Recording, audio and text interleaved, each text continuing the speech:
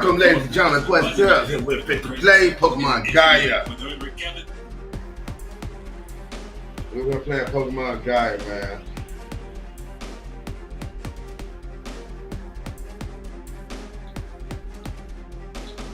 While playing Ultimate Gaia, Pokemon Gaia.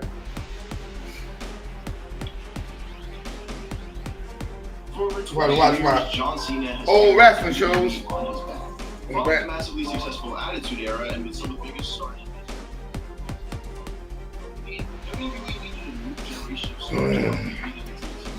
Yeah, let's start this thing, man. How you guys doing? However, while we may see it today as a generational talent, it wasn't always like that. Before becoming the leader of the C Nation, a young John Anthony Felix Cena Jr. was nothing more than a superstar with a twinkle in his eye. So, my name is Reach from Wrestleology, and today, let's take a look back at the legendary career of John Cena to see how this young, chiseled kid from West Newbury, Massachusetts became the biggest star in the wrestling industry, and most people's greatest of all time. After getting the call to WWE from their developmental system at the time, OVW, Cena would look to make a massive debut. With his legendary graduating class, including some future world champions like Randy Orton, Batista, and Brock Lesnar, Cena knew that he had to do something to stand out. Fortunately for him, his luck came following a few choice moments during the week of his debut. You see, on the June 24th, 2002 edition of Raw, Vince McMahon looked to usher in a new era of sports entertainment. As he stood in the middle of the ring, Vince said that he wanted to revamp the roster by adding in some quote-unquote ruthless aggression to WWE. He wanted to bring WWE a new edge to his product, imploring its roster to give in to his demands. So, with Cena being now given a clear direction, Cena just needed to find a moment to use that motivation. And luckily for him, on the very next episode of SmackDown, a massive opportunity was presented. Former WWE champion Kurt Angle took to the ring to announce an open challenge to any superstar in the locker room.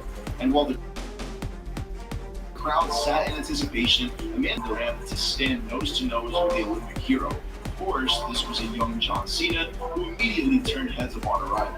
After Kurt asked the young man just what made him worthy of a match with him, Cena responded with an echoing message from Vince McMahon: ruthless aggression.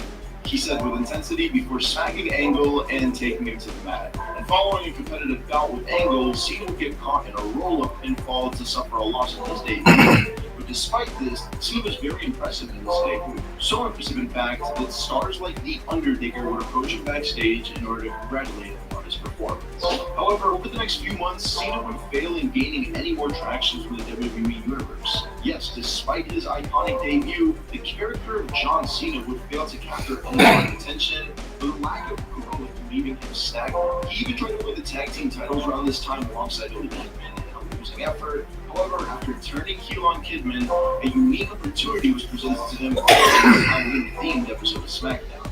You see, while on tour, John Cena would show off his skills as a freestyle rapper to the boys in the back, and this caught the attention of the higher-ups around this time, specifically Stephanie McMahon.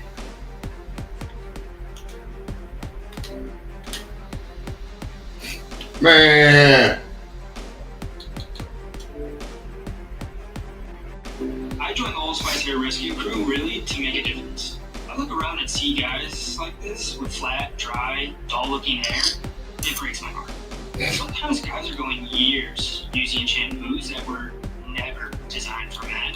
And with the tag team titles around this time, in a losing effort. However, after turning heel on Kidman, a unique opportunity was presented to him on the next Halloween-themed episode of SmackDown. You see, while on tour, John Cena would show off his skills as a freestyle rapper to the boys in the back, and this caught the attention of the higher-ups around this time, specifically Stephanie McMahon, seeing this as a way for Cena to grow his character for his impressive creativity on the mic. So, on that Halloween episode, Cena was dressed as Vanilla Ice performing a freestyle rap on Stephanie McMahon. While on tour, John Cena would show off his graduating on his performance. However, What happened? Opportunity was presented to him on the next Halloween, specifically Stephanie McMahon. See,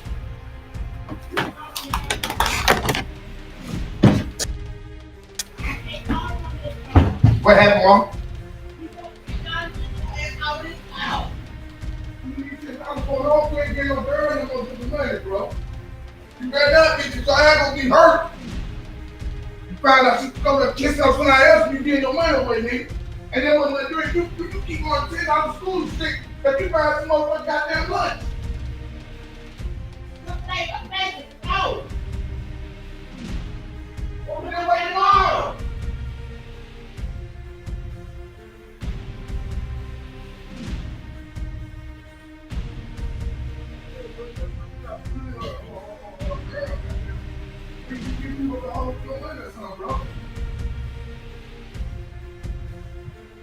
I ain't never had that, brother. If you got one, brother, you need to tell me. Don't play that shit.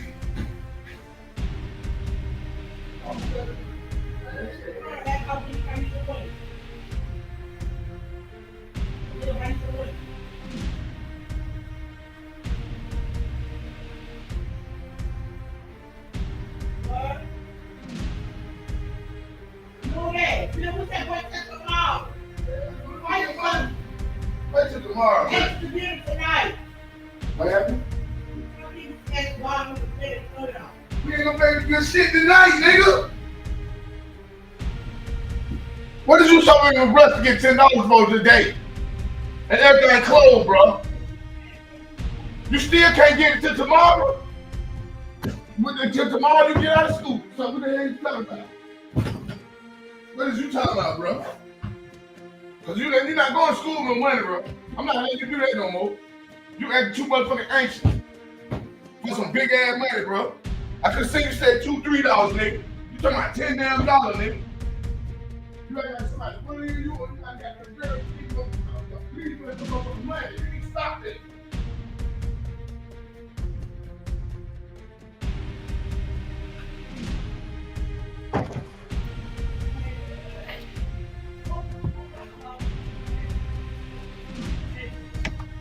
That shit against the law, man. That girl go to jail for that.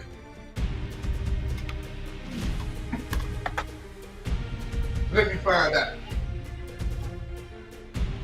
Yeah, I want to make sure I feel like I be one too.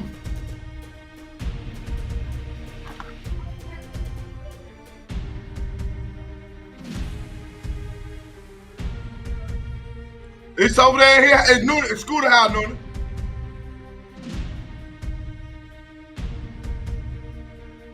I don't know what you're doing. I thought Mom asked you to go over there and do that for. You still talking.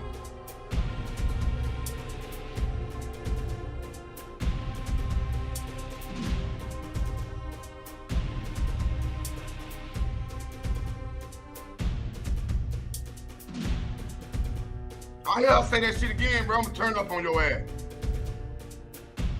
They keep hearing you talk to him, telling him to do stuff, and you keep talking back.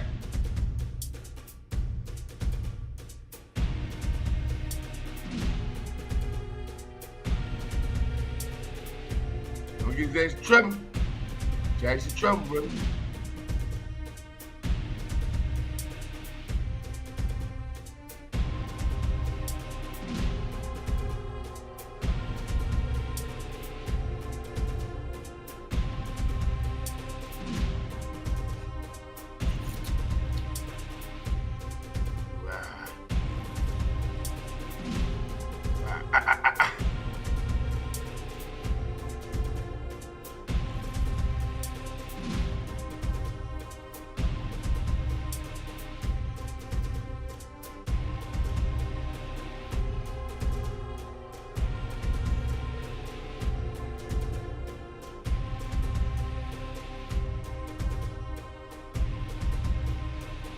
I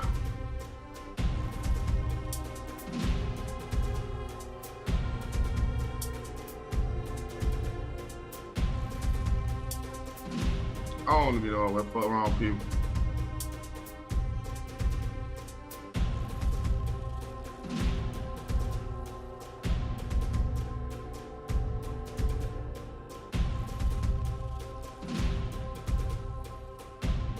I don't know what the fuck wrong with my window.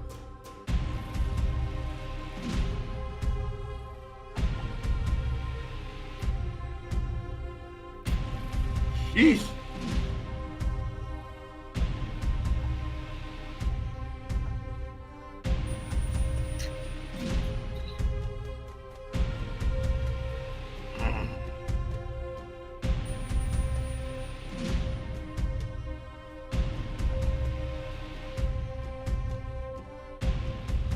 There we go. There we go. I was getting all paranoid and shit. I'm like, what the fuck wrong with my motherfucking camera? I can't see not a thing.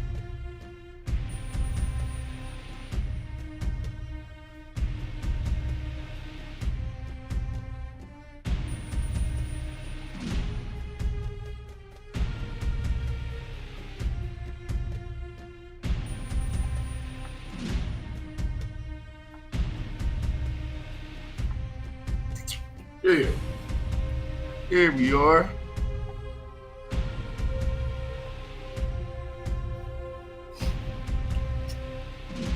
Hey man.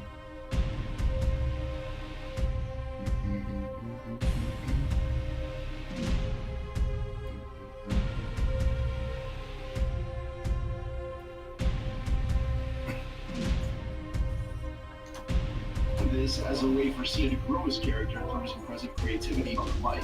So, on that Halloween episode, Cena was dressed as Vanilla Ice performing a freestyle rap on stage to the fans. This was really the first time Cena had shown any sort of dynamic range on SmackDown, with fans leaning into this new aspect of his character as he finally had something he could sink his teeth into.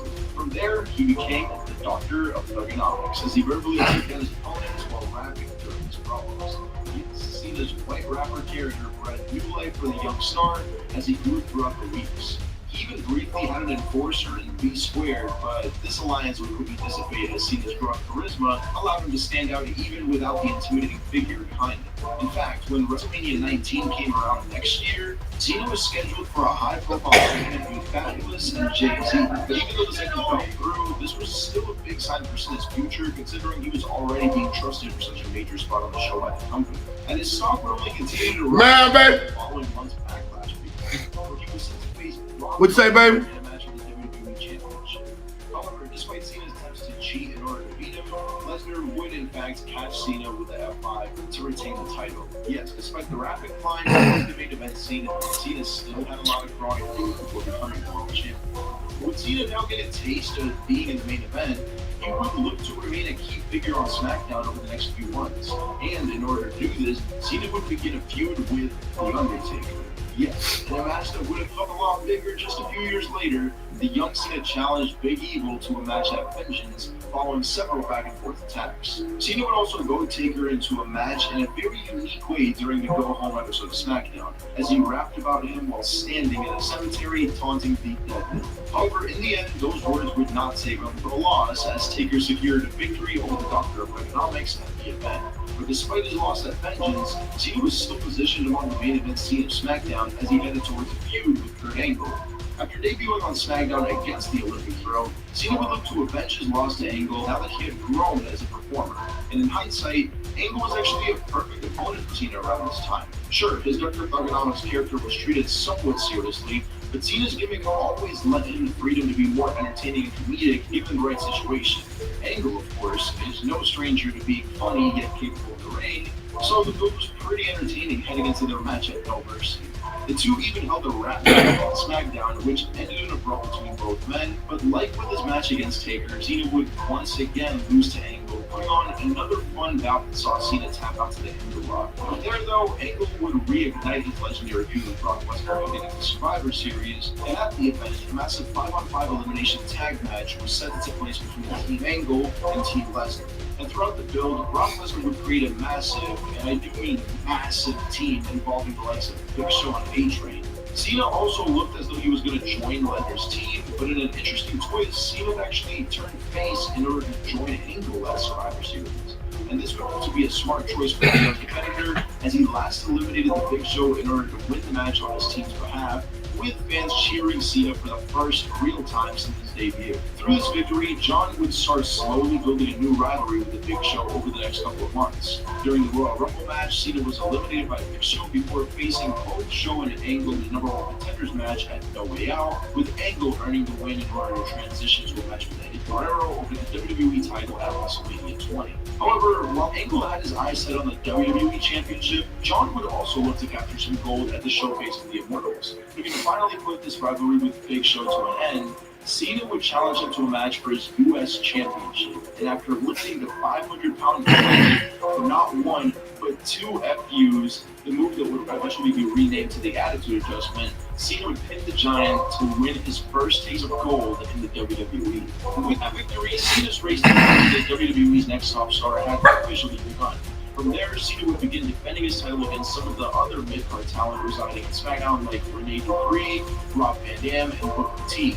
However, as he continued to defend his title, Cena would also find himself getting into a bit of trouble with the then SmackDown general manager, Kurt Angle. Yes, despite Angle literally being in a wheelchair around this time, Cena still just couldn't get the Olympian off his back. In fact, the feud got so heated that Angle would strip Cena of the United States title. You see, during the July 8th episode of SmackDown, Booker T was set to challenge John Cena in a match for the title. There, both Luther Reigns and Angle interfered on Booker's behalf, but instead of this leading to the crowning of new champion, Cena would retain the title after Booker inadvertently caused Cena to hit, leading to Kurt stripping him of the title as revenge for the accidental attack. Later that month, Booker would win the championship with Cena furious at his turn of events. But luckily for him, SmackDown would gain a new general manager as Kurt Angle 11 in Raw. And Ted.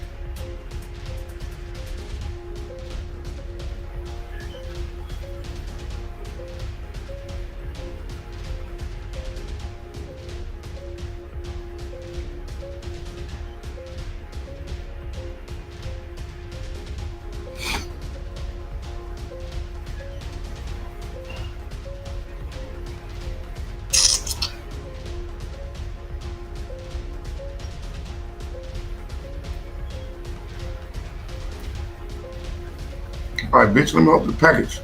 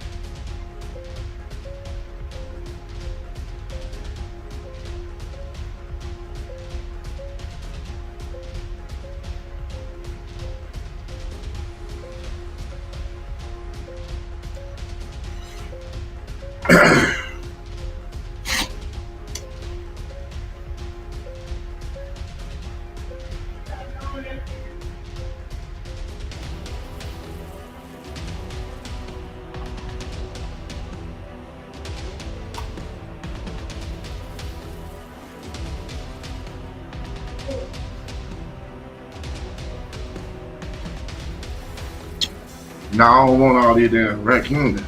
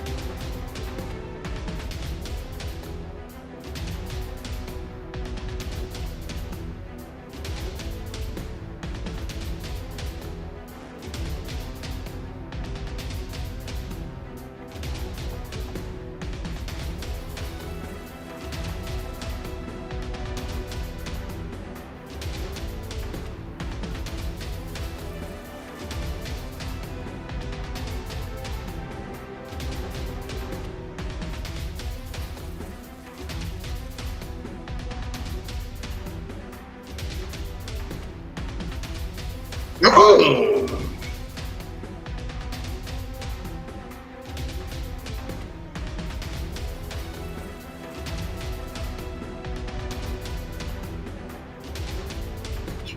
Smash announced the Best of 5 series between Cena and Booker for the title. Booker with 3 victories over the others would be named the United States champion. And this Best of 5 series would begin at SummerSlam with them trading victories over the next 2 weeks before concluding at No Mercy. There, John Cena recaptured the championship. However, while this victory cemented Cena as a champion, he unfortunately wouldn't hold on to it for too long. The following week, Cena would defend his titles at the debut of Carlito, with the Apple Spitter stealing the gold away in his first match of the company. And Carlito would immediately look to get rid of Cena over the next few weeks, desperate to hold on to the title. One of his bodyguard, Jesus, stabbed Cena in the kidney at a nightclub. Yeah, the always cool-headed Carlito would begin his WWE career by immediately being involved in stabbing on one of SmackDown's biggest superstars. However, Cena would soon make his return to recapture the title on November 18th episode of SmackDown. And after retaining his title at Armageddon in a street fight against Jesus, Cena would quickly get things back on track as he got returned. For too long. Following week on SmackDown, Cena would defend his titles at the debut in Carlito, with the Apple Spitter stealing the gold away in his first match of the company.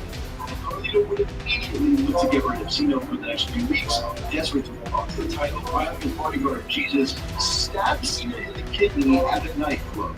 Yeah, the always cool-headed Carlito would begin his WWE career by immediately being involved in a stabbing on one of SmackDown's biggest superstars. However, Cena would soon make his return to recapture the title on November 18th episode of SmackDown. And after retaining his title at Armageddon in a street fight against Jesus, Cena would quickly get things back on track as he got rid of Carlito. This match against Jesus was also notable for Cena marking the occasion with his very own custom title, the infamous United States Center Belt. Over WrestleMania 21 and moving ahead, Cena's career would transform as he walked into the Royal Rumble match that year.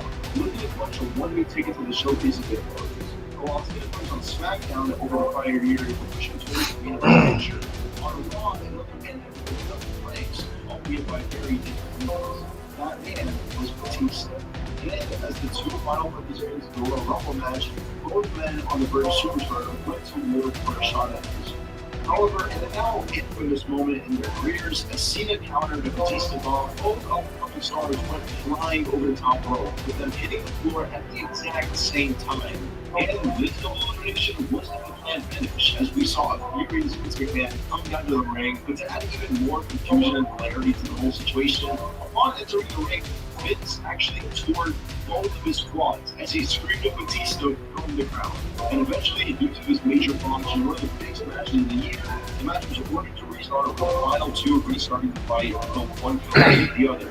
However, despite this second chance at glory, Cena came up short following a quick elimination on the end. But while Ron Batista had his eyes set on Triple H's World Heavyweight title, SmackDown would start the journey to try and find JBL's challenge at WrestleMania. JBL, that WWE champion, had fight SmackDown with an iron fist, with Teddy Long desperately looking to find someone who would challenge JBL and his group of henchmen in Orlando, Jordan, and the Fashion Brothers. At No Way Out, the finals of the #1 contenders tournament were held with John Cena hitting Kurt Angle to win. Yes, Cena had finally found himself in SmackDown's WrestleMania main event, potentially becoming a double champion in the process. However, these dreams would quickly be crushed after Orlando Jordan, a few weeks following Cena's victory, would win the U.S. title due to the help of JBL. Following this, to add even more insult to injury, Orlando Jordan and the rest of JBL's cabinet would destroy the custom U.S. Spitter belt before replacing it with the old design. Cena chose to respond to this by vandalizing JBL's limousine.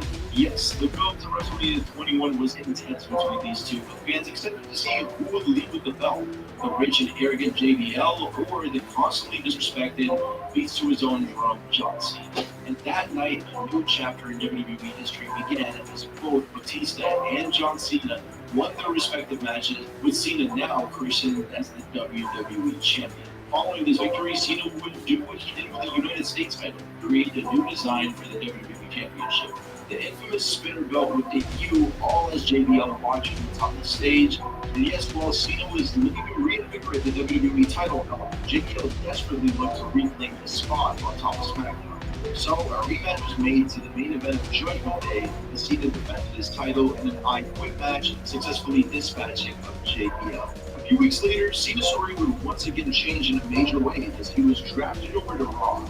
And this was announced during Chris Jericho's talk show segment, The Highlight Reel, with both Jericho and Christian immediately antagonizing him over the following weeks. From there, the general manager, Eric Bischoff, would make a match pitting all three against each other at Vengeance, which Cena won to retain his championship. This victory, along with a few other ones for Cena over the next few months against the likes of Kurt Angle, Chris Jericho, and Shawn Michaels, began a slow process within the WWE family. Despite him being the WWE champion, many fans slowly started to turn on Cena. He began to shift away from everything that made him popular in the first place as he transformed into this unstoppable juggernaut kind of like Cody. And for many fans, this type of character was rather outdated in the post-Attitude Era world. John Cena's actual in-ring skills didn't help much either, as a lot of his popularity stemmed from his engaging character. So when he did get a victory over generals like Angle and Michaels, that global and dope pocket of the WWE universe that didn't want to see Cena in the main event only grew with each passing round. WWE stripped everything that made John Cena cool and instead had a few good stars that fans deemed better than him in every way. It's kind of funny how WWE kept making that type of mistake. And heading into 2006 and the road to WrestleMania 22, the crowd became even more divided about Cena as WWE champion. However, to add a huge surge of interest in the WWE Championship, an Elimination Chamber match took place in New Year's Revolution. Carlito, Kane, Shawn Michaels, Chris Masters, and Kurt Angle all entered the chamber looking to take the gold away from Cena.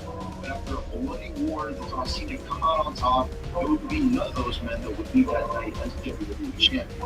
Following the match, Vince McMahon walked out on the stage to announce that Edge would be cashing in the Money in the Bank briefcase for the very first time. And as the first man to ever win the briefcase, Edge waited until Cena was at his most vulnerable to cash in and win the WWE Championship. Not only did this make history as the first ever one to cash in, but it also began another notable rivalry in Cena's career with the Rated R superstar Edge. The following night on Raw, Edge held the controversial live sex celebration, cementing him as a true Rated R superstar against WWE's biggest corporate hero in many times. Revenge against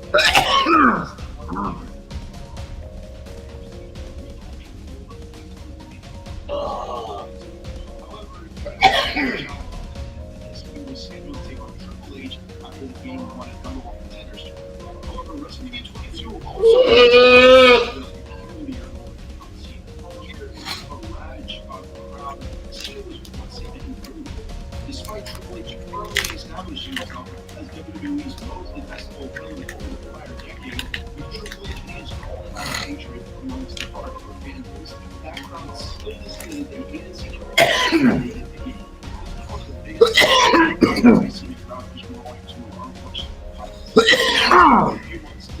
Watch those scenes such as after retaining the gold at WrestleMania, Cena would backlash to face both Edge and Triple H, retaining the title once again.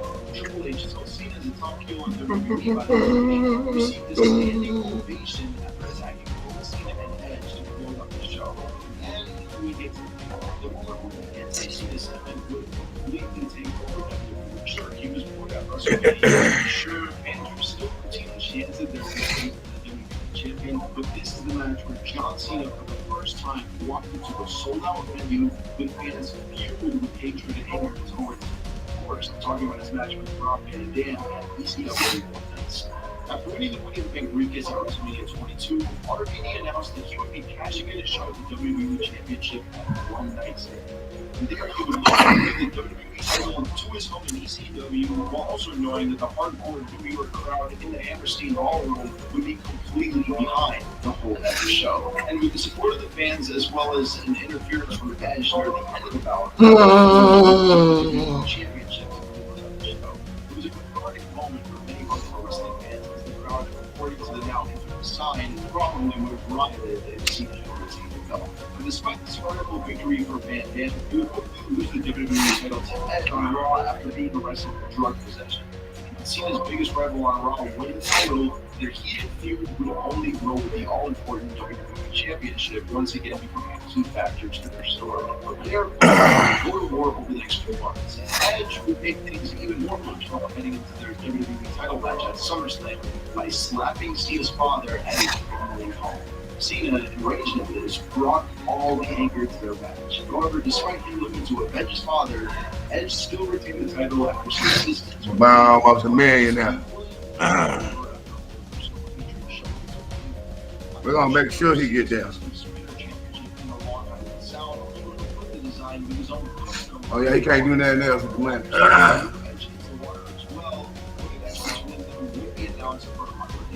This time, the two men fought in a hellacious single scene match, and this brutal battle concluded in a big way as well. I can't toss these bitches. Off the top of the ladder through two tables before pulling Tell down us. the pole, once again becoming the WWE champion.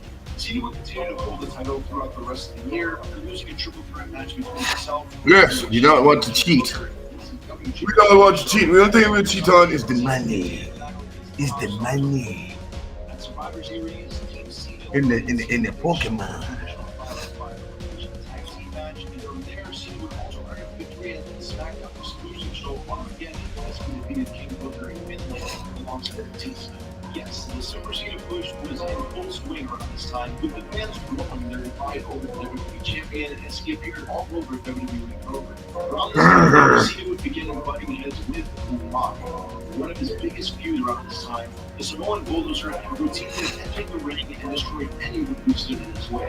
And this reputation of Umaga worked well with the character of Cena, as the WWE champion really had to prove himself against this still undefeated threat. However, at New Year's Revolution, Cena would just barely retain after rolling up Umaga over the next few weeks. Umaga would continue to attack Cena until Cena agreed to a brutal last man standing rematch at the Royal Rumble. And in order to keep Umaga down for the count of 10, Cena had to throw everything at his opponent. Steel steps, low blows, and even breaking television were all used during this match as he put on a hell of a performance. This match, through Cena's grit and determination, reminded some fans that Cena, despite the negative reception of the crowd, was still a good wrestler, and he showcased perhaps his best asset all in the match. Sure, he's not a technical wizard like your Bryan Danielsons or Bret Hart's, but Cena knew how to put on a brawl with his smash mouth explosive style. And while he didn't necessarily win over his haters at this time, in hindsight, Cena used this match to once again showcase how good he can be given the right circumstances.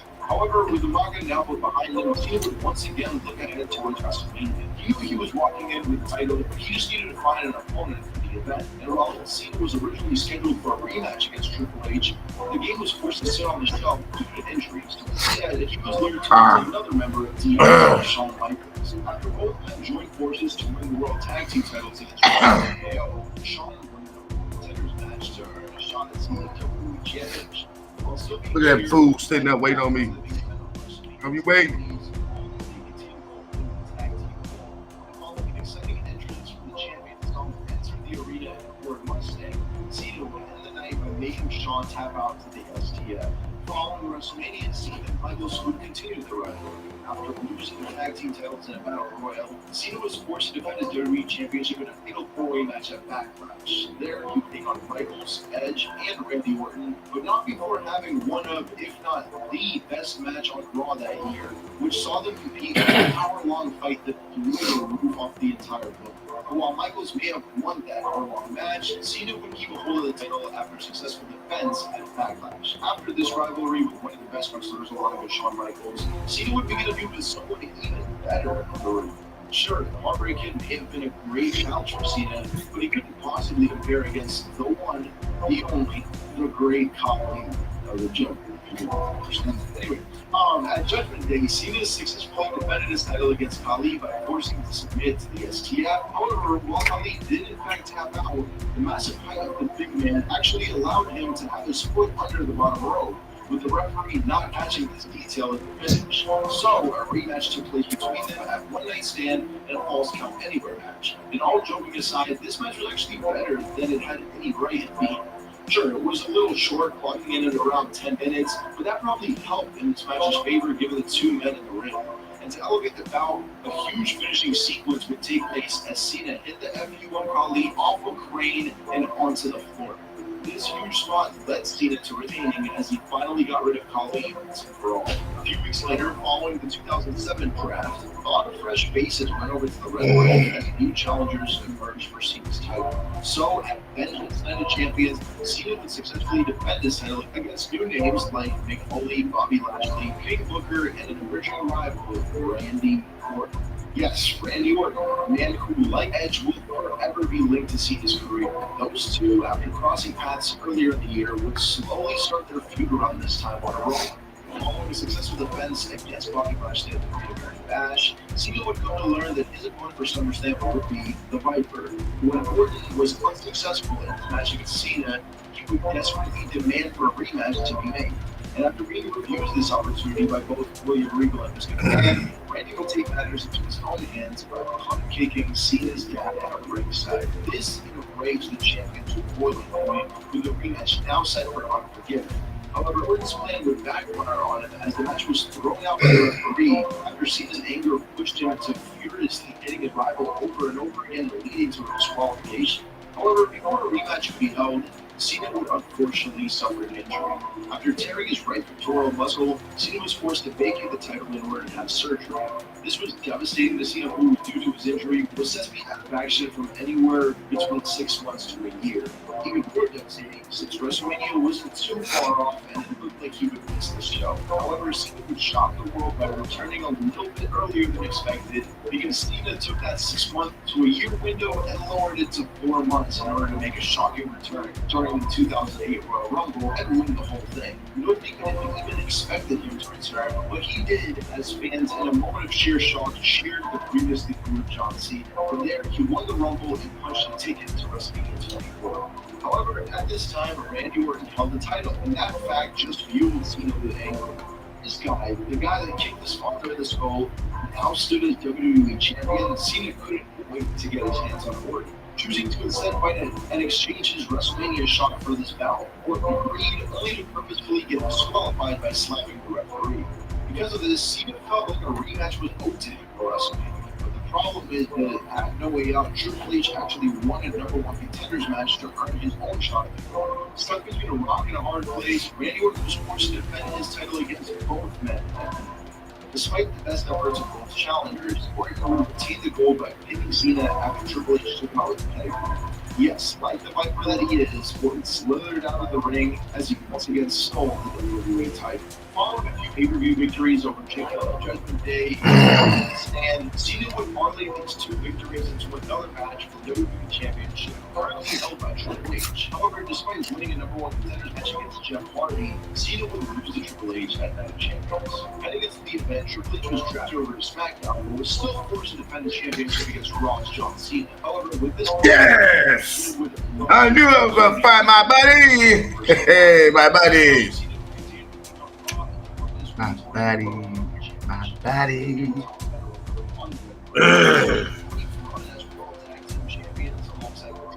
Cena actually suffered a few high-profile losses to both JBL and Batista at Great American Bash and SummerSlam, respectively. Sadly, though, Cena would once again don't kill him. After suffering a break disc in his neck during the ladder bout with Batista. This injury would take him out a few months. Don't kill him. On Raw, it was announced that he would take on whoever would be named the World Heavyweight Champion following a steel cage match between Batista and Chris Jericho on Raw. Because I need to. Expected Batista to win so they could continue their feud. Fans were shocked to see Chris Jericho walk into Survivor Series as champion against John. However, with Cena now and fully rested, he was able to score the victory and capture the World Heavyweight Championship at the show. Cena would continue to hold on to the title all the way until No Way Out. After successfully defeating Jericho and Jake Elgin to take the title, Cena walked into the main event at No Way Out as the odds were stacked against him. In this elimination chamber battle for the belt, Cena knew that guys like Rey Mysterio, Kane, and Chris Jericho had what it takes to lead the championship before heading into WrestleMania. However, a major twist in the match would turn everything on its head. After quickly losing his WWE Championship earlier in the night, Edge would insert himself into the chamber match for the World Heavyweight title by attacking Kofi Kingston, another planned participant in the match. Because of this unexpected turn of events, Edge was able to suddenly replace Kofi before soon recapturing the World Heavyweight Championship. This led to a triple threat match between Edge, Cena, and the Big Show. Yeah, you know that last name seems a little bad of place. So, after the marriage and subsequent feud between Edge and the general manager Vicky Guerrero, Vicky looked to punish her husband by forcing him to defend his title against the massive Big Show. And to make Edge's life even worse, Vicky would also add Cena to the match, defeated both men to recapture the title at WrestleMania 25. Edge, unsatisfied with the loss, argued a rematch against his old rival for the belt. Is it a boy? Perky, we bringing Perky back. How about Perky? Get on the building!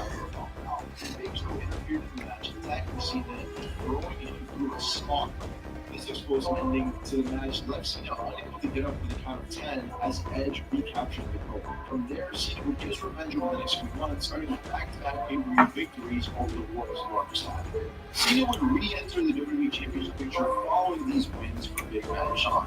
Now that Cena's old spirit Orton would hold the belt as he continued feuding with Triple H throughout the year.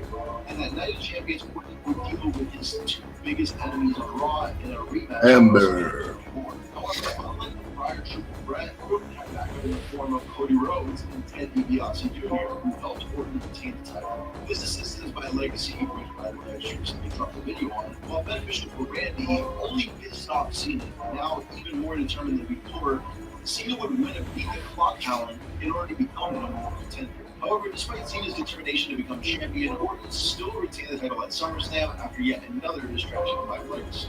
With these constant distractions, Cena had reached a breaking point in the build-up to, appropriately, breaking point. So Cena challenged Orton to an I Quit match for the title, and an added stipulation was placed that Orton would be automatically stripped of the championship if anyone interfered on his behalf.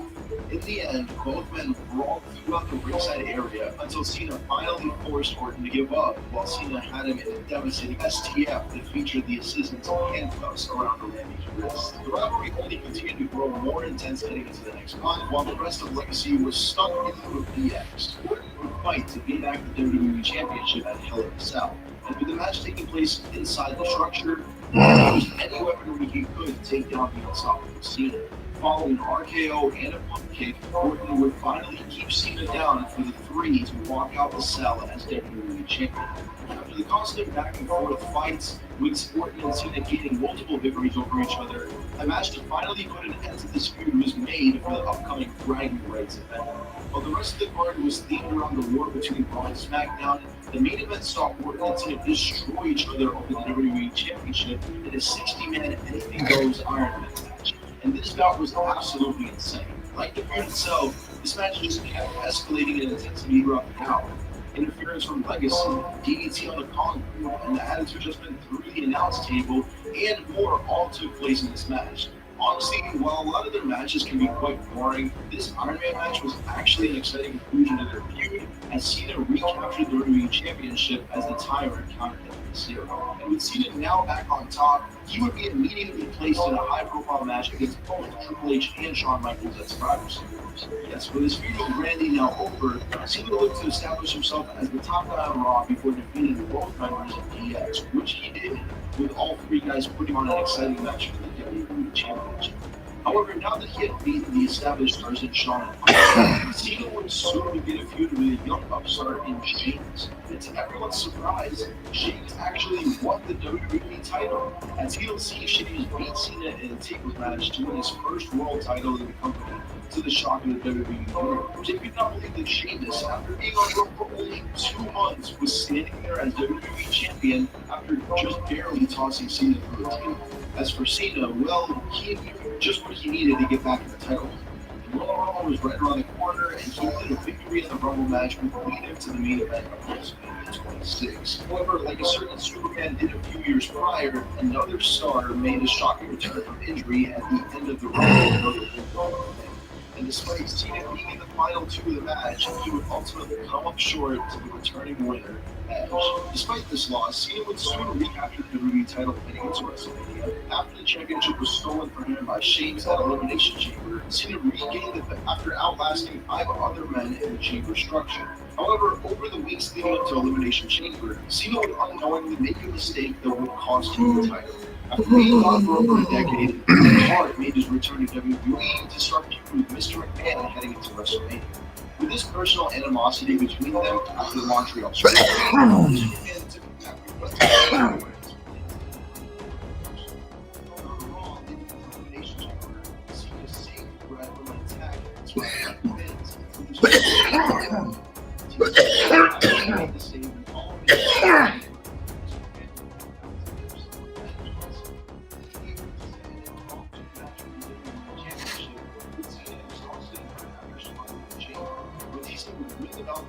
seconds, and this victory ultimately led to a rather interesting match between them at WrestleMania 26.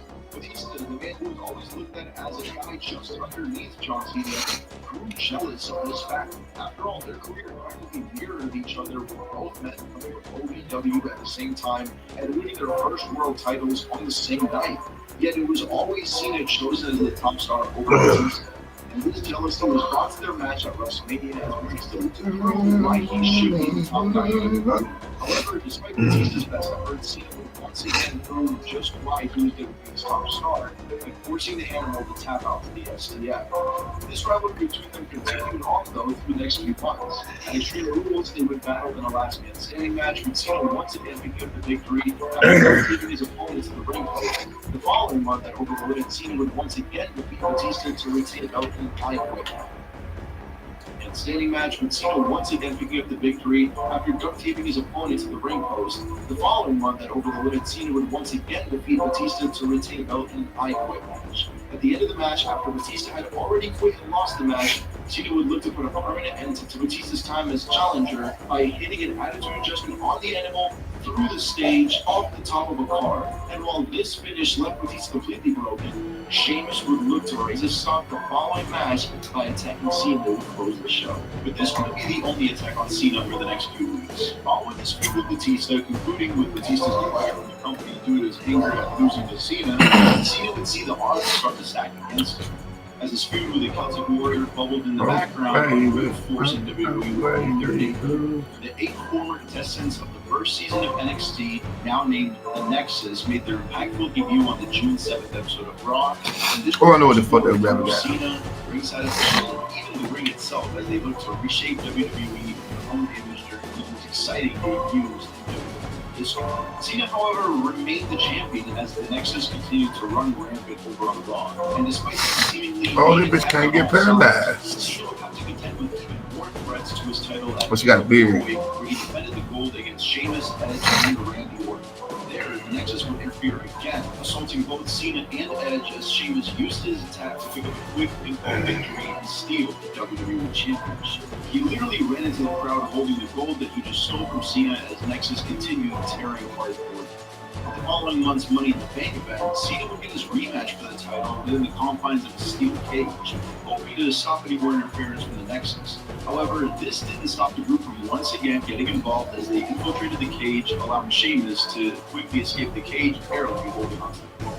Clearly, this Nexus problem wasn't going away. So, at SummerSlam, a 7-on-7 elimination tag match took place as Nexus took on all the men that they punished over their short time on Raw. And in the end, retired John Cena would secure the victory over Nexus for his team by eliminating Justin Gabriel and Wade Barrett. Yes, despite the promise of the Nexus, this group would suffer a massive loss in the main event of SummerSlam. This loss, as we will see over the next few months, would be the start of the downfall of the group, and is one of those things that most people think shouldn't have happened, and they think that the Nexus should have won that match at SummerSlam. However, while the group's loss may have been a pretty big blow to their credibility, they still had one more trick up their sleeve in order to remain on top of Raw. At Hell in a Cell, a match was held between John Cena and Wade Barrett with a huge stipulation added to it. If Cena won the match, then the Nexus would disband. However, if Wade won, Cena would be forced to join the group. And after an interference from Husky Harris at ringside, for anyone that doesn't know, that was a very early Bray Wyatt, Wade Barrett was able to secure the victory and force John Cena to join the Nexus. Yeah, Cena was now part of the Nexus as he evaded Wade Barrett. And now that Barrett had all the odds stacked in his favor, he would turn his attention towards the WWE Championship. So bragging rights, Wade Barrett challenged Randy Orton for the gold with John Cena standing by at ringside. Barrett, desperate to win the title, made a promise in the build-up to the show. If Barrett had lost this match against Orton, John Cena would be fired from WWE. However, Cena found a clever solution to this problem. Cena attacked Barrett during the match, handing the Nexus leader a disqualification victory over Orton, leaving Randy to remain champion for the champion's advantage. Barrett, furious at this result, earned a rematch for the title at Survivor Series. During the bout, John Cena was placed as the special guest referee for the match, with Barrett saying that if he didn't walk out of the show with the belt, then Cena would be fired from WWE. Cena, still holding on to his anger at Barrett, helped Orton retain and left WWE on the following episode of Raw. However, Cena would quickly make his return to the company following several attacks on the Nexus, bringing it to arenas in order to take on the threat. Because of these attacks, the rest of Nexus pushed Barrett into rehiring Cena to the company, with Barrett only agreeing to do this if he could fight John Cena at TLC in the chairs match. And to close out the show, the returning Cena would secure a win before promptly luring Barrett towards the stage. There, after positioning Wade under a set of swinging steel chairs, John Cena would let all the chairs come crashing down, literally and metaphorically, burying Wade. From there, as soon as we started building into WrestleMania 27, life would slowly turn back to normal for John. Cena would earn a shot at the Miz WWE title during the Elimination Chamber match, with the Miz retaining the belt against Jerry Lawler of all people that same night, locking in the main event for WrestleMania. However, in the build-up to the showcase of the Immortals, WWE would look to draw more attention to the event by adding a special guest host for the show. This was announced to be a returning Dwayne "The Rock" Johnson, as the most electrifying man in the world, hyped the event leading into it. However, while the main event may have been John Cena versus The Miz, throughout the build, Cena and The Rock would trade. Cena even pulled out an old jersey to appear more like a certain young doctor of thugonomics from many years prior, rapping and insulting the Great One on Raw. These insults all came to a head at the main event of Mania. During Cena's match with Miz, both men would end up spilling into the crowd as the referee called for a double countout finish. The Rock, as host, saw this as a disappointing end to the show, calling for a restart with no disqualifications. And just as the match started making its way back into the ring, The Rock would pop in to attack John Cena, hitting him with a massive rock bottom and allowing The Miz to retain the WWE Championship. Following this match, John Cena and The Rock would schedule a match for 1 year in the future. At WrestleMania 28, two of the biggest icons over the past few decades would meet in the ring for the first time. This was a blockbuster announcement, with Cena's entire following year feeling even more important now that this huge match loomed ahead. But until then, Cena would still remain an active WWE star. Sure, The Rock went away for a while, but Cena still competed night in and night out to remain on top of the company. As Extreme Rules, following a massive Starship pain on top of the steel cage, Cena was able to put through the pain and recapture the WWE Championship in a steel cage match between himself, The Miz, and John Morris. By the way, I really think he should have won the WWE Championship at some point around this time. And to make sure he had fully had the better of The Miz, Cena would also retain the title at Over the Limit a few weeks later in an I-Quit match. And after retaining his title again at Capital Punishment to a freshly healed R-Truth, a match that we talked about more in detail during our weird WWE pay-per-views video, a new unexpected chapter in Cena's career would begin. After becoming #1 contender for the WWE title, CM Punk would make a huge announcement in the build-up to Money in the Bank 2011. He announced that his contract in WWE was coming to an end at the event in Chicago, where he planned to walk out of the company with the belt. Of course, you already know this part of the story. Punk cut his pipe bomb promo. He won the WWE Championship by Money in the Bank, and he blew a kiss goodbye to Vince McMahon as Cena failed to retain the title. From there, a new champion was crowned, with Rey Mysterio winning the WWE Championship for the first time in his career. However, Cena would quickly defeat Rey that very same night in order to recapture the title, all before CM Punk made his own quick return to the company just a few weeks following his departure. Yes, Rey winning the WWE Championship and Cena winning it back before Punk's return, that all happened in 2 weeks. And with both Cena and Punk winning the WWE title, a special match for SummerSlam was made between them. Triple H, the new man in charge of WWE, was the special guest referee for the bout, as fans tuned in to see who would leave as the undisputed champion. However, neither Cena or Punk would leave that night as champion. After Punk earned another victory over Cena for the title, Del Rio would run down to cash in the Money in the Bank briefcase following an attack by Kevin Nash on CM Punk. Del Rio won the WWE title, with both Cena and Punk now furious. And since they both deserved a rematch for the title, the #1 contenders match was made on Raw, featuring both Cena and Punk. with Cena earning a victory after more interference with Kevin Nash. Cena would go on to recapture the WWE title as United Champion, forcing Del Rio to tap out to the STL. But with all three men now aching to be named WWE Champion, following once Hell in a Cell event featured a triple threat cell match between them. There, Del Rio would recapture the gold before two of Cena's former challengers, R-Truth and The Miz, would attack everyone in sight. Emerging from under the ring, The Miz and R-Truth destroyed everyone and then as the officials struggled to open the cell door. With Miz and Truth now having displayed a newfound air of dominance, they would eventually leave the cell, leaving destruction in their wake. Cena knew that he had to deal with these three now, they'll never let up, so he challenged them to a match at Survivor Series. And while he originally had his friend Zack Ryder as his partner in the show, Miz and Truth would quickly get rid of Ryder, causing Cena to find a new partner. And to the shock of many, Cena wouldn't look towards a friend, but rather an enemy as his partner. Cena, to close out Survivor Series, beat Truth and Miz alongside The Rock.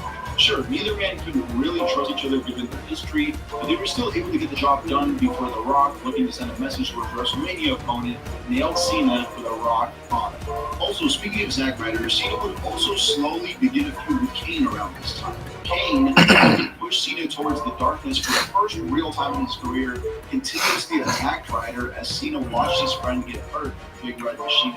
His mission was to force Cena to embrace the hate, something that many of the anti-Cena crowd wanted at the time. However, Cena was unwilling to change, no matter what Kane did to Ryder, opting to battle as a hero and avenge his fallen friend by taking on Kane at Royal Rumble. There, a double countout took place as Kane continued to assault both Cena and an injured Ryder with steel chairs. This brought the hatred towards the Elimination Chamber a few weeks later, where they fought in an ambulance match. And there, with Cena's match against The Rock just on the horizon, Kane would lose following an AA on the top of the ambulance. But now, Cena's next big challenger laid ahead of him as he entered the main event of WrestleMania 28. Following a year of back and forth insults between them, one of the biggest matches in WrestleMania history was finally set. And after 30 minutes of back and forth action, Cena would look to get the victory over The Rock. But in a rare moment of cockiness, Cena would attempt to add insult to injury by performing his own version of the people. Rock, during Cena's charge towards the ropes, got back up on his feet and nailed him with a rock bottom for the 1, 2, 3. This one crucial mistake by Cena left him on the receiving end of his biggest career loss, with The Rock's music playing throughout the arena. This was my first ever WrestleMania that I personally attended, and I remember, I was 10 years old being absolutely devastated that Cena lost to The Rock. This was a crushing defeat for Cena, who on the following episode of Raw wanted a rematch with the Great One. But after calling him down to the ring, Cena would not hear the same theme song that closed out the previous night's WrestleMania. No, he heard a much more terrifying sound. The screech of Brock Lesnar's theme song echoed throughout the building, with the Beast making his return for the first time in nearly a decade to lay out Cena with the F5. This massive moment led to Lesnar's first match back and had Extreme Rules with John Laurinaitis, Raw's general manager at the time, explaining that Lesnar was sent to replace Cena in a brutal way. But despite Laurinaitis hoping for a different outcome, Cena was able to pick up the win after both men bled all over the place. However, now that Laurinaitis made his intentions of getting rid of Cena clear, their feud would continue heading into Over the Limit.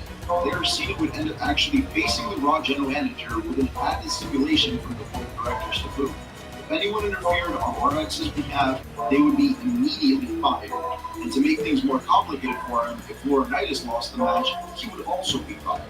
However, with the odds stacked against him, Laurinaitis was still able to pick up the victory following the interference of the Big Show.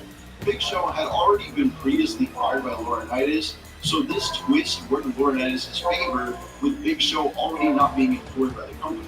This feud between them finally culminated in a steel cage match between Cena and Big Show had no way out. And with Cena winning the match, Laurinaitis would be fired from his role in charge of Raw due to the prior stipulation of the match. Cena earning another big victory following his match against Dwayne looked to once again enter the world title picture. And he would in fact gain a major opportunity towards the end after being chosen to enter the Money in the Bank ladder match that year.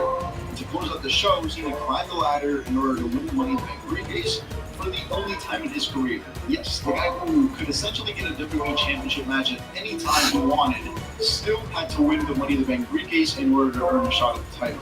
and he didn't wait too long before cashing in that briefcase either. Like RVD back in 2006, Cena announced that he would be cashing in the briefcase on the 1000th episode of Raw, looking to take the title away from CM Punk.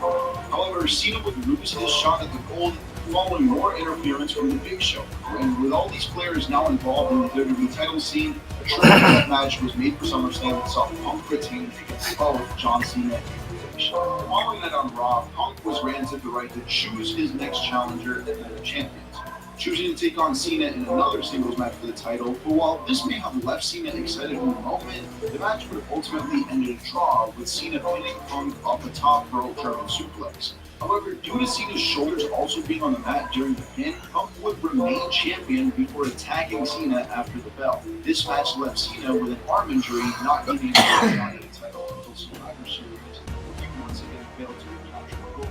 However, Cena knew if he wanted to get another shot at the gold, there would only be one way to earn it around this time of year. The Royal Rumble was coming up, and he desperately wanted to re-enter the WWE title picture. Cena entered the Royal Rumble at number 19, last defeating Ryback to pick up the win. And with The Rock actually beating CM Punk in the main event of that same show to win the WWE Championship, the writing was clearly on the wall that we were redoing the years prior once-in-a-lifetime clash between Rock and Cena. Yes, the main event of WrestleMania was set, with Cena looking to avenge his loss from a year prior. Cena walked into the bout determined to get the job done. Get in here! Everything bad that happened to him over the year could be traced back to his loss against The Rock. This win, this WWE title, was the most important thing to Cena, and he needed to win it. In the main event of the show, Cena was able to do it. After countering a rock bottom attempt, Cena nailed him with the AA to capture the gold, and Cena, now with the newly designed belt, shook hands with The Rock before he closed out the show, raising the hand of the new champion.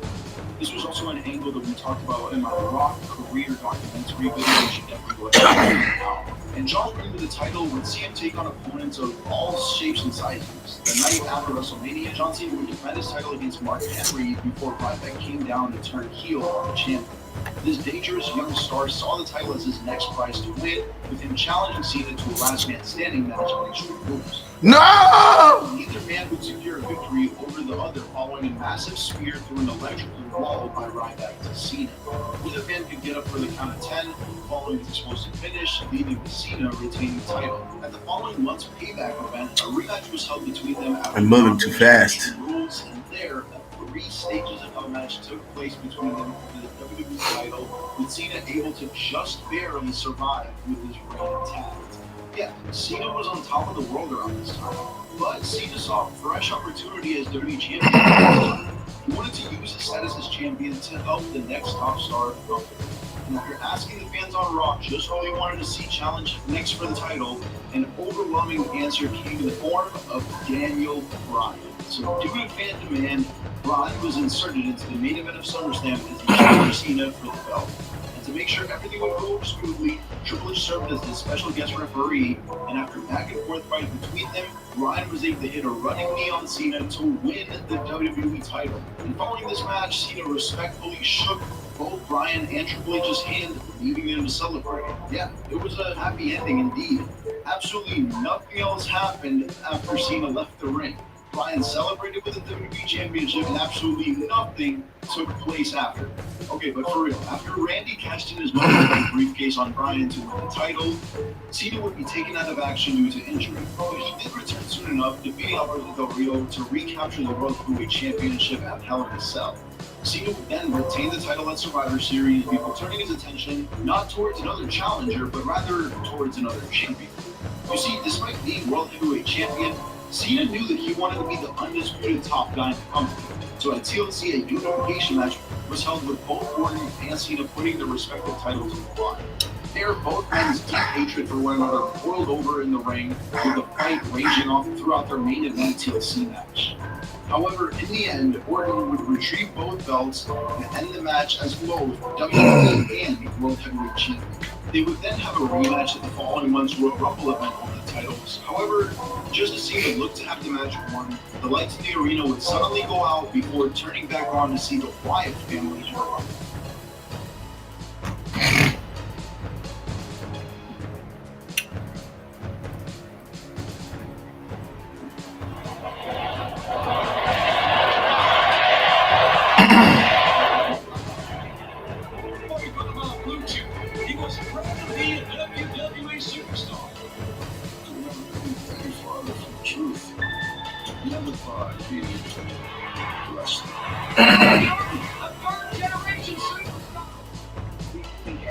ideology and grown up around wrestling. He's a natural. The man has every gift that a man can be given. He's effortless. Everything he does makes it easy.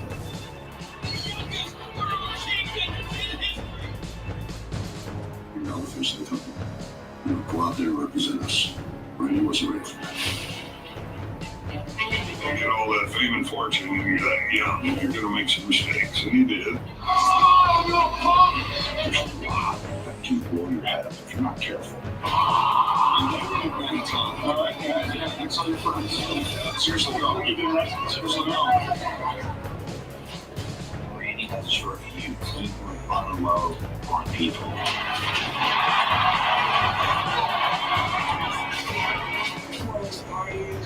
Time, and he took it one step too far. The units were taking over. It wasn't good. I was addicted to painkillers at a very early age. The thing that I learned over time with it is that it's a self-destructor. You have every gift imaginable to be the biggest star this business has ever seen. And the only one that can stop you is you. And you are hell-bent on doing it, and I don't know why. He has to travel that road and throw the course. What it was going to take to get me to where I needed to be up here. We had to figure it out. You just have to do this all the way. You became a top star for 20 years. The path we take to avoid our destiny is often the one that leads us directly to it.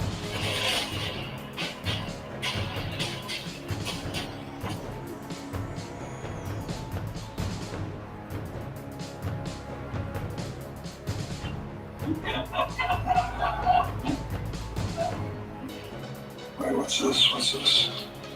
Holy a Letterman's jacket with absolutely nothing on it. Very good. From when I was in high school. Oh, is it? Yeah. I thought this was all wrestling. Well, this is from high school. 189 pounds. 98, yeah, 189. Does it say it on there? Yeah. Conference champs, state qualifier. Is this your father's? Show it to the camera. WrestleMania 2 shirt. Oh, WrestleMania. Why do you have this? Did he bring it for you? Well, your father was in the first one, right? First and third. Okay. That is my Yeah. Gosh, I was born in Knoxville, Tennessee, and I moved all over the country with my father. That nigga look just like his daddy, what? It was before I can remember, of course, but my father traveled with the wrestling territories. He was wrestling all over the country. I basically went to the East Coast. I started in Florida and went to Georgia and then back to Florida. I went to Carolinas for a while, and then I went to Tennessee for a while. We'd be 6 to 8 months, sometimes a year in one spot, then we move somewhere else. God damn it, he called We me. lived in Connecticut, Kentucky, Florida, a couple other spots, but we ended up settling in St. Louis, Missouri. Smack dab in the center of the country. Easier to travel. My dad could get home on pretty much any flight when he was traveling for WWE and Vince McMahon and Vince McMahon's phone.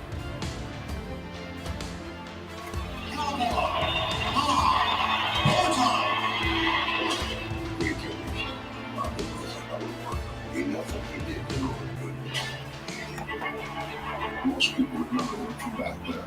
Having a broken arm, never seemed to heal. How's the injury coming along? Not too good, Vince. Just won't get well. Use the cast as a weapon. You cannot use it as a weapon. I knew him as when we were running Hyper's bodyguard. My bodyguard Ace. We're great together. I like being together with you. So, my dad was in the very first WrestleMania. The wrestling extravaganza of all time, WrestleMania.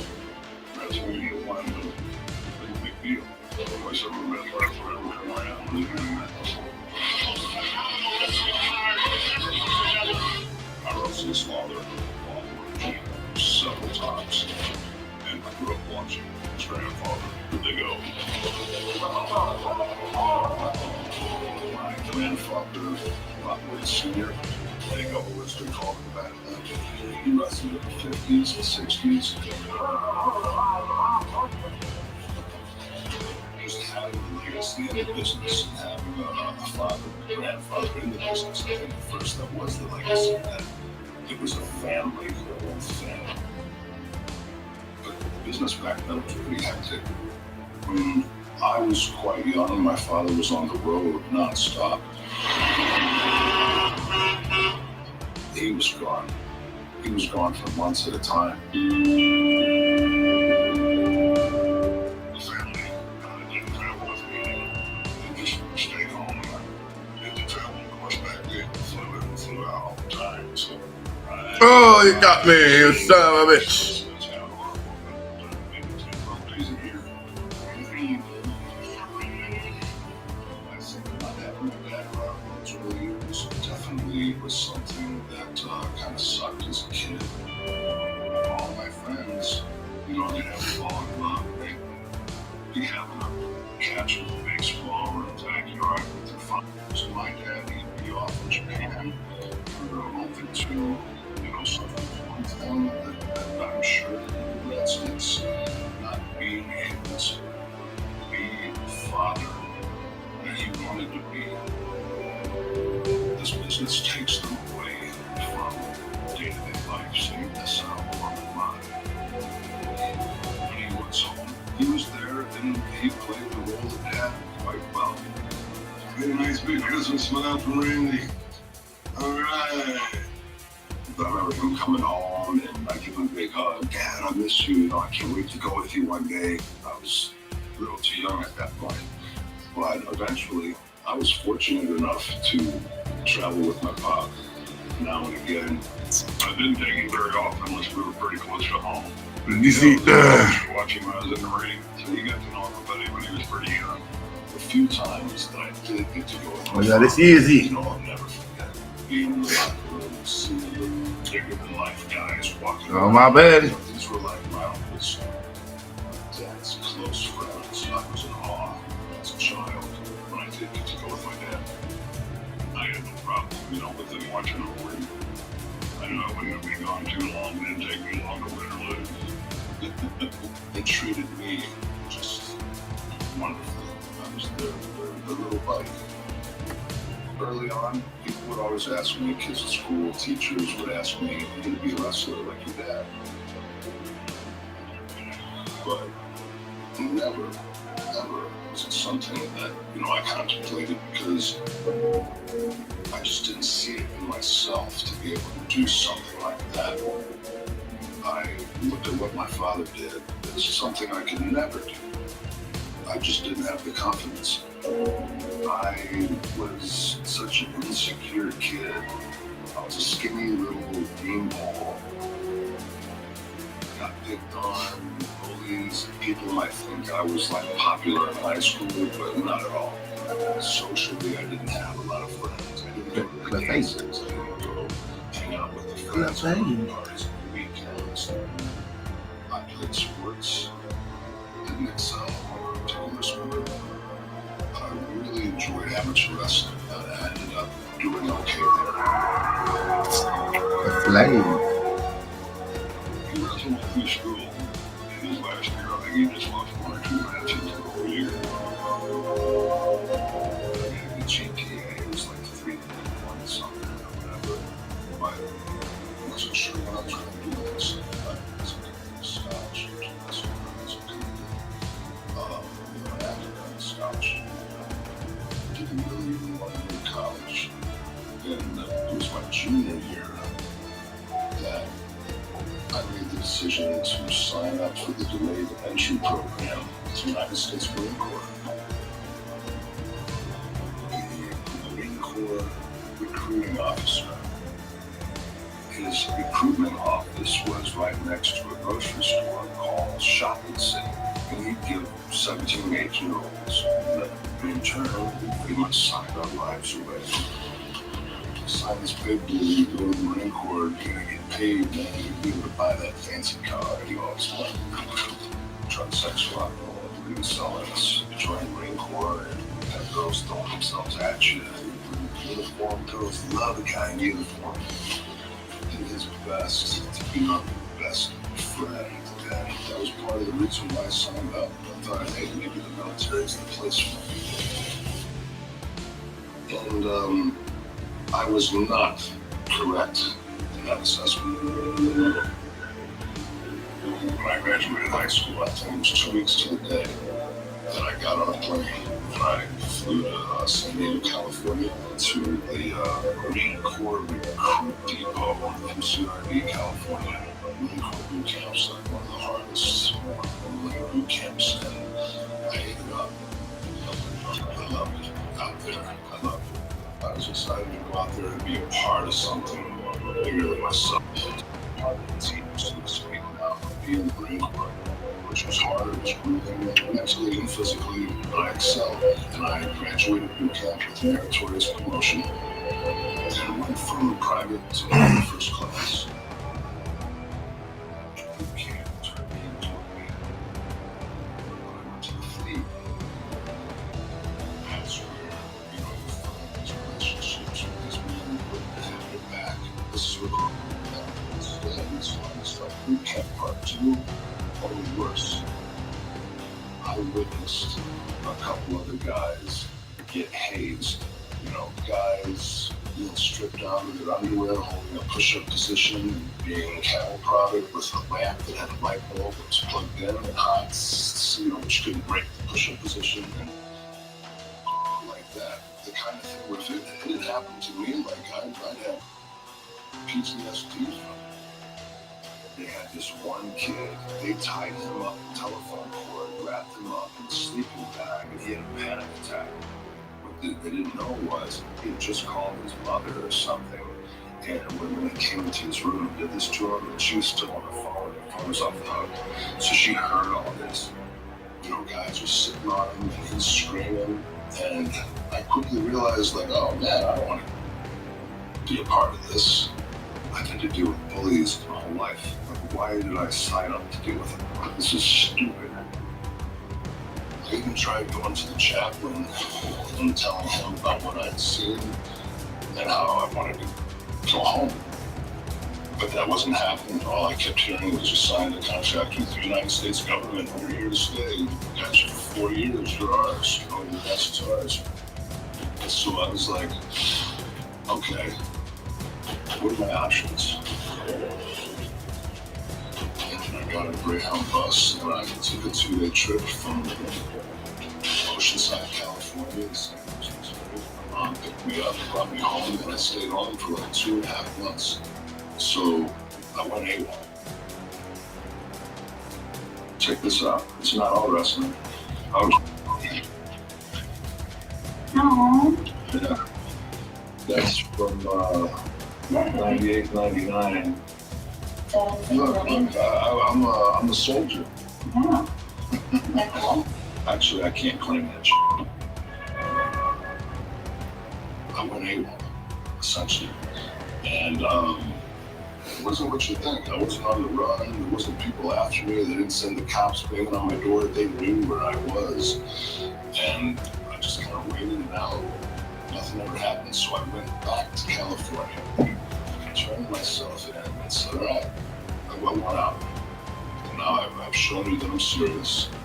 I want out. And they were like, yeah, you. Go to the field, pick up your rifle, you're going back to training. You signed a contract with the United States government. You ain't going anywhere. So now what am I going to do? And so instead of grabbing my rifle and going back to training, I just said, no, I'm not going anywhere. And that was a rough day. It was a huge direct order, and the serious consequences when you disobey a direct order. So they kind of got me on that. And they sent me to 110 days in the brig. So like, oh my God, this is real life. I'm an adult now. There's consequences for my actions. I think I did 38 days because I was good. 38 days, what's that? Well, for an 18-year-old kid, that's an eternity. That first night was rough. It was a little scary, and I definitely didn't make a lot of friends in there, but just count the days. pound a day. So I get out of the brig. Battalion commander calls me to his office the next day, and he's like, "Here's your discharge papers. Good luck and whatever you end up doing." And when he said that to me, I was like, "What am I gonna end up doing?" Once I finally made it back home, my parents weren't too happy. But we didn't much anything. I think he worked up at the corner gas station there for a little while.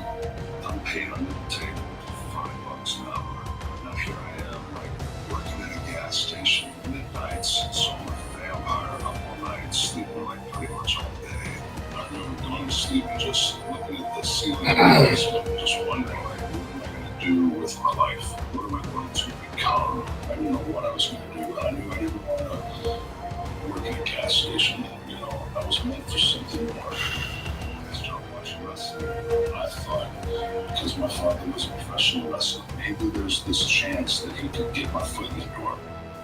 Was it because I was this aspiring professional wrestler and, you know, I had grown up with the wanting to do this my whole life? No, it wasn't. It was because I didn't know what the hell I was going to do. I went to my father and I said, "Dad, what's up with this pro wrestling thing? I think I can maybe be a part of it. Do you have any old numbers?" That's when my dad made the call.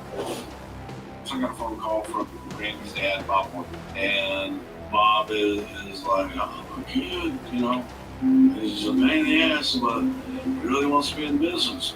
I was intrigued, and I said, "You know, Bob, let me discuss it." And went into Vince and said, "Vince, there's a third generation of work down there that would like to come in." It's like, "You do what you think," and I said, "Yes, we'll take a look at it, Bob." I took him to a show here in St. Louis. They met him and everything.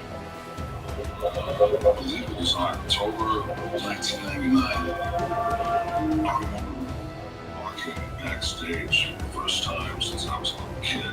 And I remember Edge came up to my father and he told my dad, like, "Oh man, you know, I'm a huge fan. I am a huge fan, you know." And hearing Edge say that to my dad was like so cool on so many levels. We still talk about that, like every once in a while would come up. And you were like up his ass.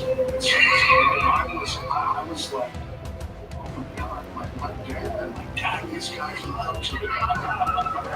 So I went up to my mom and told him that I was a fan. And he said, "Oh, I'm meet my son." That gravelly voice that he has. And he says, "It's my son Randy." I'm like, "Okay, good kid, good looking kid. Good meeting, man." And just had that intuition that this was going to be more. I'll never forget him wishing me luck and saying that, you know, one day, you know, he hoped to be in the ring with me.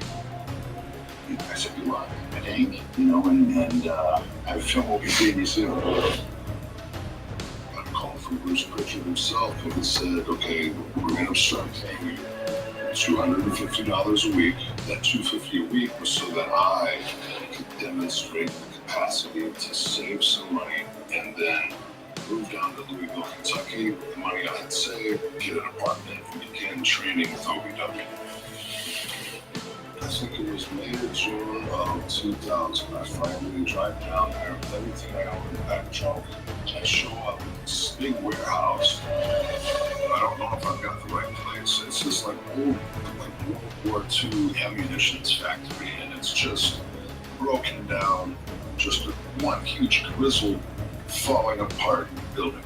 I'm like, okay, let me get out of the car. I look into the knock on it.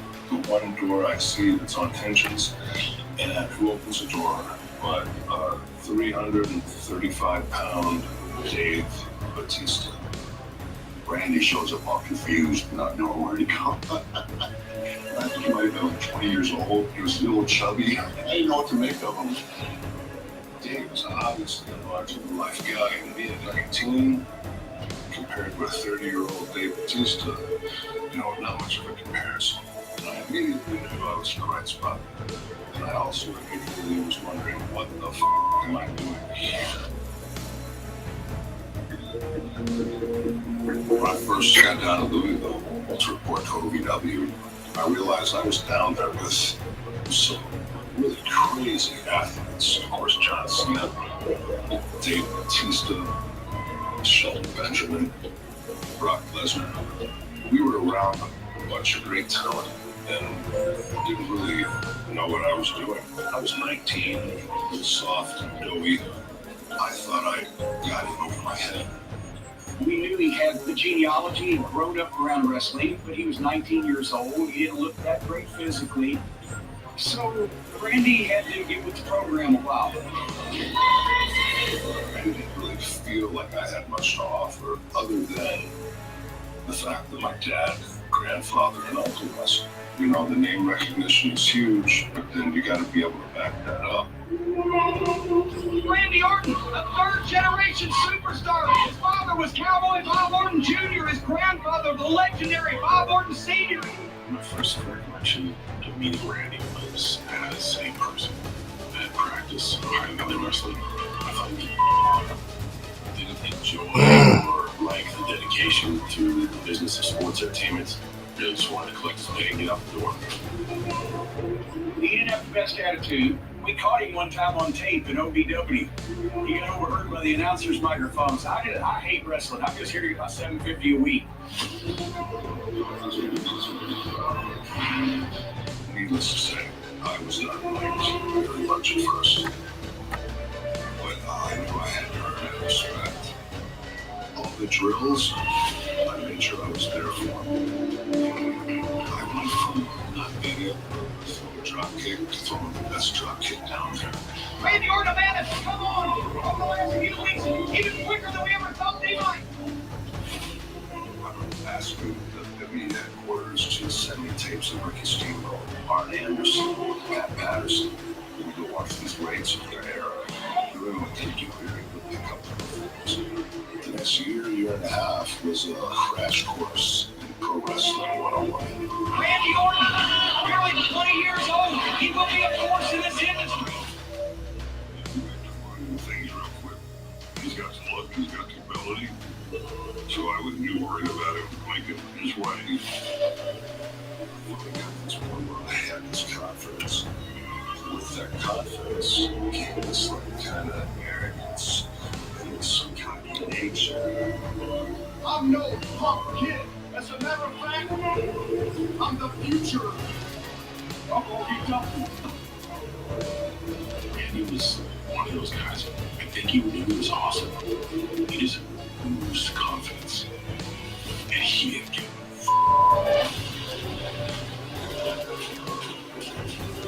It's insane when you think about the class of superstars that were in OVW at that time. Randy Orton, John Cena, Brock Lesnar, Dave Bautista, all desperate to get their chance.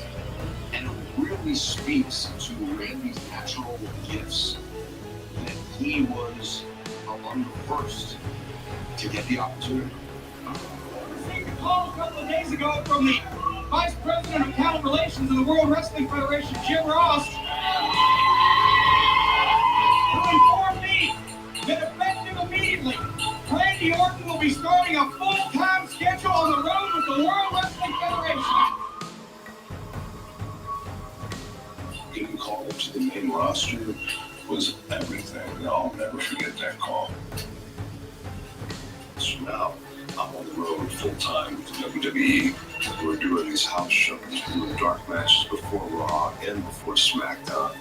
And a dark match, for those of you who don't know, it's a dark match because it's not on TV. It's just for the house. And doing dark matches is where I think I developed the skills I needed for me to eventually get the big call from Jim Ross to main roster talent. Hold on. That's pretty funny. I debuted Miz on SmackDown in April of 2000 and he just shook his head like, wow.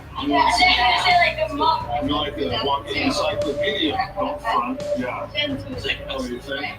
Yeah, you know.